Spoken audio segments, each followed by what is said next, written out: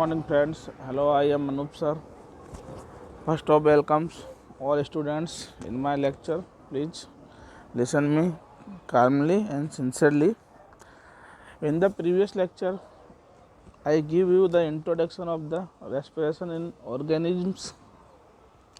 Now, today we are going to start respiration in organisms in a brief.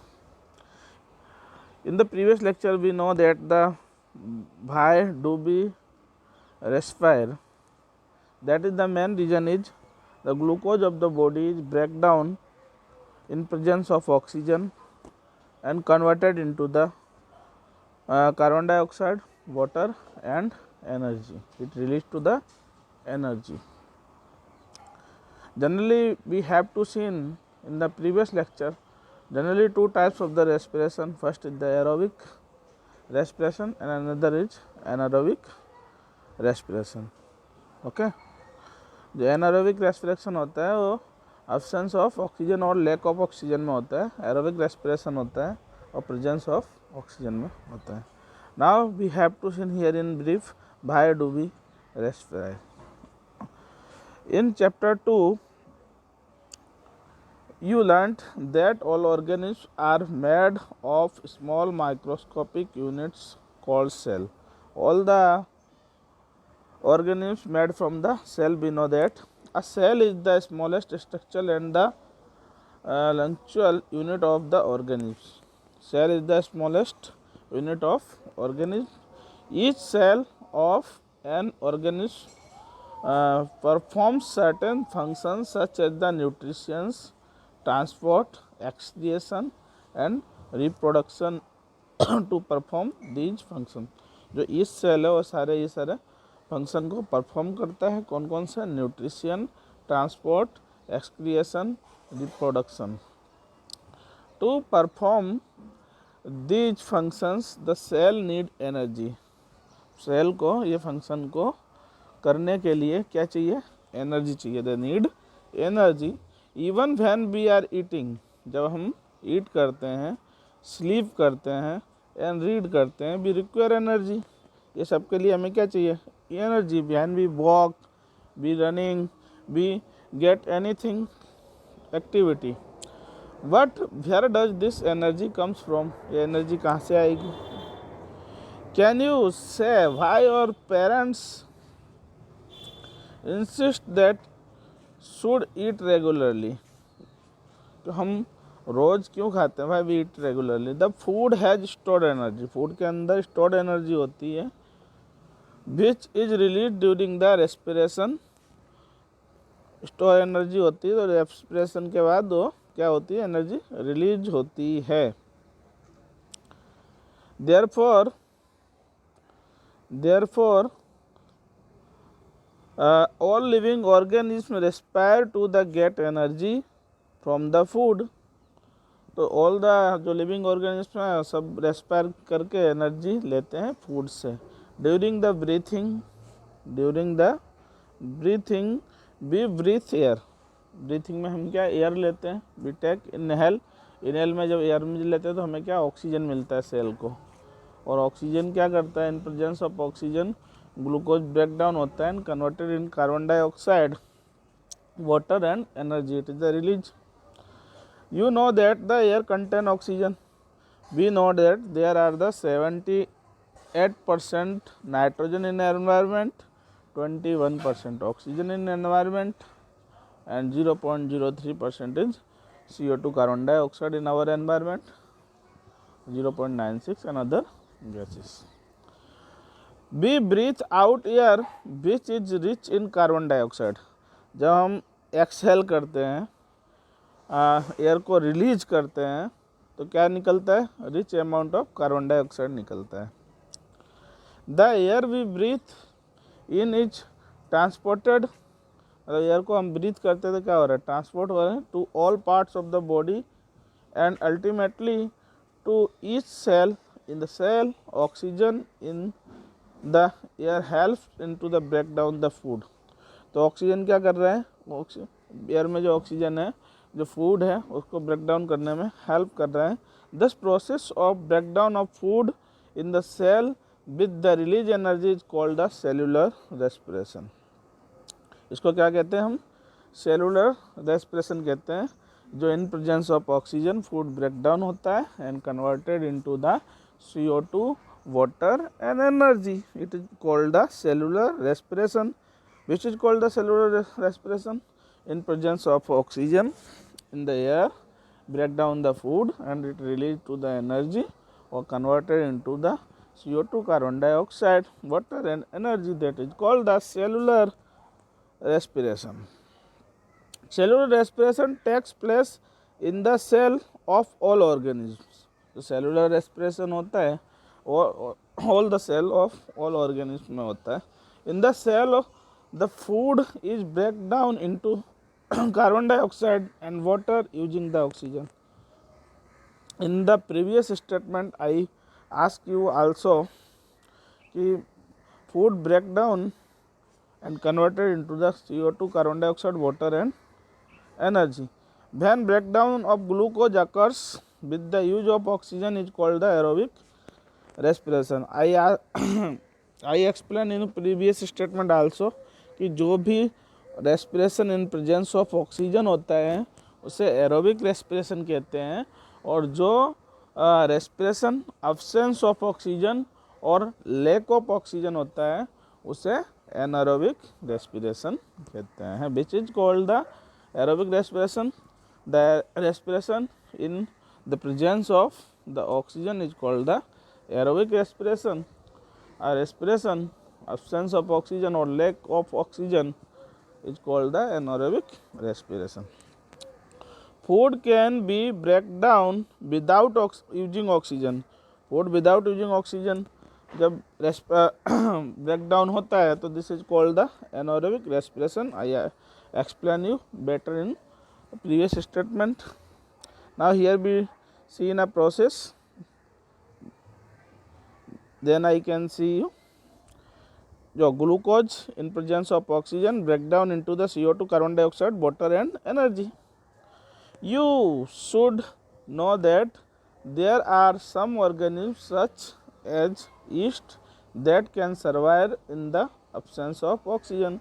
We know that the जो east है, east क्या है? Fungi है और respiration करती है. तो कौन सा रेस्पिरेशन करती है? एनारोबिक रेस्पिरेशन करती है, मीन्स अब्सेंस ऑफ ऑक्सीजन करती है. That is called the anaerobic respiration. They get energy through the anaerobic respiration in absence of the oxygen. Glucose break down into the alcohol and the carbon dioxide as given the below. जो east है, east क्या anaerobic respiration करती है, absence of oxygen करती है. तो क्या glucose को ब्रेक डाउन करती है alcohol, carbon dioxide and energy. Aerobic में क्या था? Carbon dioxide, water and energy. Anaerobic में क्या रिलीज कर रहा है? Alcohol, carbon dioxide and energy.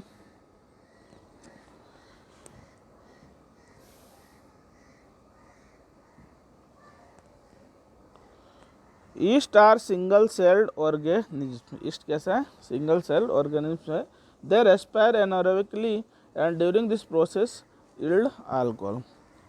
Anaerobic respiration करता है और अल्कोहल रिलीज करता है. They are therefore use to make a wine and beer. तो अल्कोहल का यूज किस में किया जाता है? वाइन और बियर बनाने के लिए. Our muscle cell can also respire anaerobically. हमारे जो मसल सेल हैं वो भी एनारोबिकली रेस्पिरेशन करते हैं, but only for a short time. Only for short time. When there are temporary deficiency of oxygen during the heavy exercise. Temporary deficiency of oxygen होती है then during heavy exercise, fast running, cycling, walking many hours और heavy weight lifting. The demand for energy is high but the supply of oxygen produce the energy is limited. जब हम running करते हैं, cycling करते हैं, walking करते हैं, heavy weight उठाते हैं, तब हमें क्या मसल्स को ज़्यादा एनर्जी की ज़रूरत होती है. They have to need more energy.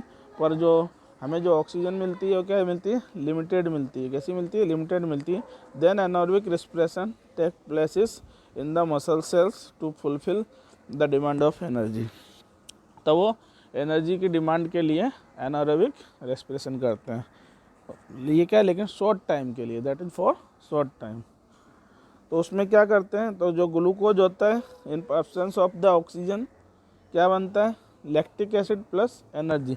तो इसे हम क्या बोलेंगे, लैक ऑफ ऑक्सीजन। क्या बोलेंगे, इन एब्सेंस ऑफ ऑक्सीजन नहीं बोल सकते क्योंकि ऑक्सीजन ले रहे हैं लेकिन लिमिटेड ले रहे हैं ग्लूकोज को ब्रेक डाउन करने के लिए, because they have to need more energy. तो लैक ऑफ ऑक्सीजन में हो रहा है। तो ग्लूकोज इन मसल सेल, जो मसल सेल होते हैं और टेम्परेरी एनारोबिक रेस्पिरेशन करते हैं। मैंने पहले ही कहा कि जो एरोबिक रेस्पिरेशन होता है इन प्रेजेंस ऑफ ऑक्सीजन होता है, एनारोबिक रेस्पिरेशन होता है और लैक ऑफ ऑक्सीजन मतलब कम ऑक्सीजन में या फिर एब्सेंस ऑफ ऑक्सीजन में होता है। तो हम जब रनिंग करते हैं, वेट लिफ्टिंग करते हैं, वॉकिंग करते हैं फास्ट, ओके, तो दे मसल्स को they have to need more energy but they get oxygen limited, so they have to do get energy anaerobic respiration. तो glucose in absence of oxygen नहीं होना चाहिए, यहाँ क्या होना चाहिए, लैक ऑफ ऑक्सीजन। क्या होना चाहिए यहाँ, लैक ऑफ ऑक्सीजन। ऑक्सीजन तो है ही लेकिन लिमिटेड है। लैक ऑफ ऑक्सीजन में जो प्रोसेस हो रहा है क्या बन रहा है, lactic acid plus energy release हो रहा है। Have you ever the wondered why you get the muscle cramps after heavy exercise? The cramps occur when muscle cell respire anaerobically. तो जो वंडर्ड है कि हम जब मसल क्रैम्प्स आ जाते हैं कभी कभी हैवी एक्सरसाइज पे भाई, when muscle cells respire anaerobically the partial breakdown the glucose produce the lactic acid। क्या प्रोड्यूस करते हैं, lactic acid. the accumulation of the lactic acid causes the muscle cramps। जो लैक्टिक एसिड के accumulation की वजह से मसल में क्या क्रैम्प आ जाता है, muscle cramp. The partial breakdown of the glucose produce lactic acid. The accumulation of the lactic acid causes the muscle cramps. We get the relief from the cramps after a hot water bath और massage. और cramp से हमें release कब होते हैं, जब या तो हॉट वाटर से हम वॉश कर लेते हैं या फिर मसाज से। Can you guess why it is so? Hot water bath और massage improve the circulation of the blood. Hot water और मसाज क्या करता है, ब्लड सर्कुलेशन को क्या करता है, इम्प्रूव करता है। And the supply of oxygen to the muscle cell increases. Supply of oxygen को मसल सेल में इम्प्रूव करता है। This result the complete breakdown of lactic acid को ब्रेकडाउन करता है into the carbon dioxide and water.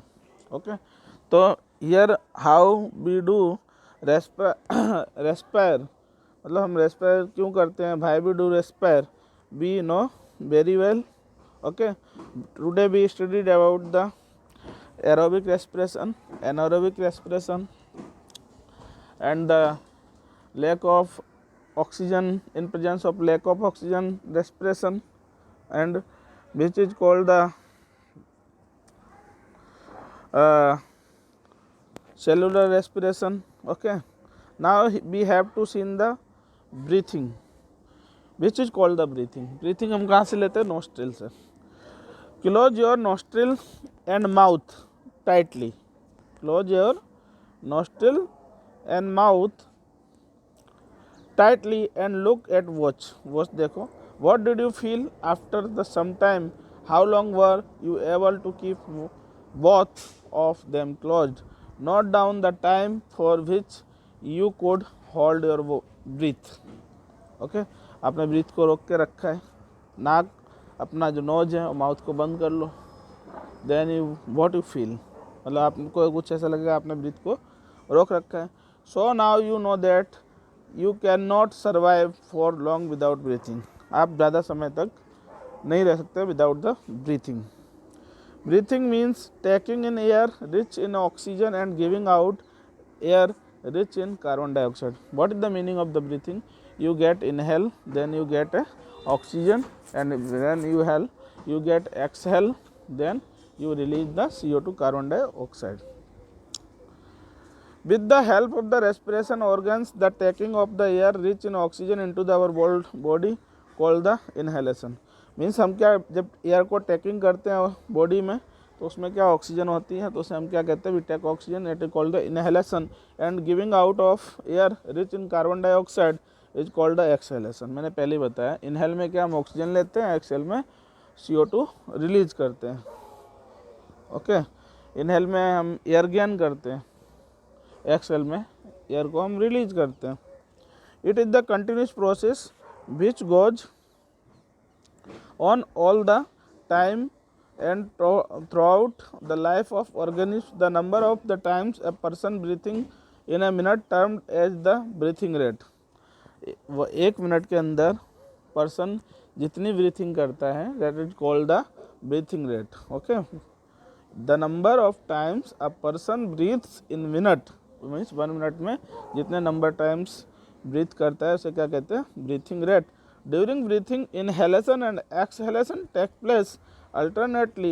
A breath means one inhalation plus one exhalation, which is called a breath. आपका one inhalation plus one exhalation is called the breath. दोनों inhale and exhale.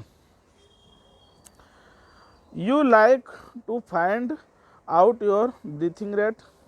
You can also find out your breathing rate. आप देख सकते हो कि आप 1 minute के अंदर कितनी बार ब्रीथिंग करते हो, मतलब कितनी बार एयर लेते हो और रिलीज करते हो. Do you want to know whether it is the constant और it change according to the requirement of oxygen by the body. Let us find out the doing the following activity. तो आपने देखा होगा, उसमें आप देख सकते हो कि ब्रीथिंग रेट है आपका सेम रहता है या अकॉर्डिंग टू बॉडी को जैसा ऑक्सीजन चाहिए उस हिसाब से इंक्रीज और डिक्रीज होता है.